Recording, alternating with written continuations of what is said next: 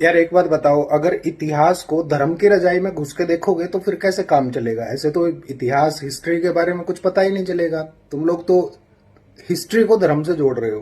खैर छोड़ो इस बात को, तुम लोगों के लिए एक और नई जानकारी लेके आया हूं। और मेरी हर एक वीडियो के अंदर सोर्सेज साथ में होते हैं और उन किताबों का जो रेफरेंस लगा होता है उसमें साथ में उनकी फैक्चुअल इन्फॉर्मेशन भी होती है, उनके रेफरेंसेस भी मिलते हैं कि उस किताब के लास्ट पेज पे लिखे होते हैं कि कहाँ से ये किताब जब लिखी गई है तो उससे जो रिलेटिव जो फैक्ट्स उठाए गए हैं रिलेटेड, वो किस सोर्स से लिए गए हैं। तो इसलिए लिखने पढ़ने से पहले उस किताब के जो सोर्सेज हैं वो चेक कर लिया करो। एक बात हमेशा याद रखिए, हिस्ट्री के 7 ऐसे चैप्टर हैं जो अगर सच्चाई के साथ देश के लोगों को बताए जाएं, देश और इस पूरे समाज को झूठ के अंधकार में जाने से बचाया जा सकता है।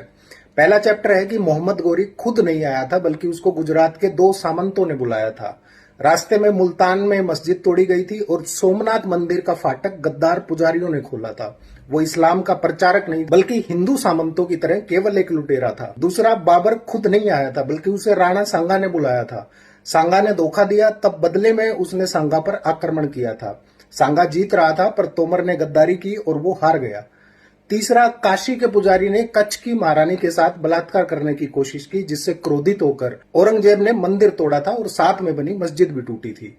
मंदिर के ऊपर कोई मस्जिद नहीं बनी थी, ना हिंदुस्तान में और ना ही यूरोप में कहीं। फोर्थ चैप्टर है वो मथुरा वृंदावन के मंदिर औरंगजेब के अनुदान से चलते थे। रणछोड़दास मंदिर को 2 रुपए मिलते थे, जिसे बाद में वाजपेयी ने बंद किया था। फिफ्थ है कश्मीर का हर्षवर्धन हर साल उत्तर भारत के रामकृष्ण मंदिर तोड़ता था, उसका विभाग ही लूटपाट का था। बताया गया कि राम भक्तों ने 7,000 शिव भक्तों का संहार कर रामेश्वरम पर कब्जा किया था। सिक्स्थ, ताजमहल बनाने वाले कारीगरों ने ही 5 साल बाद बीबी का मकबरा बनाया, जो हूबहू ताजमहल जैसा है। किसी के हाथ कभी नहीं काटे गए, हाथ काटने वाली पूरी थ्योरी झूठी गढ़ी गई थी। 7th चैप्टर है बाबरी मस्जिद का बाबर से कोई लेना देना नहीं था, क्योंकि बाबरी मस्जिद निर्गुण संत अयोध्या की जो एक धनाढ्य विधवा ब्राह्मणी बाबरी पंथ की प्रवर्तक बाबरी साहिबा ने बनवाई थी।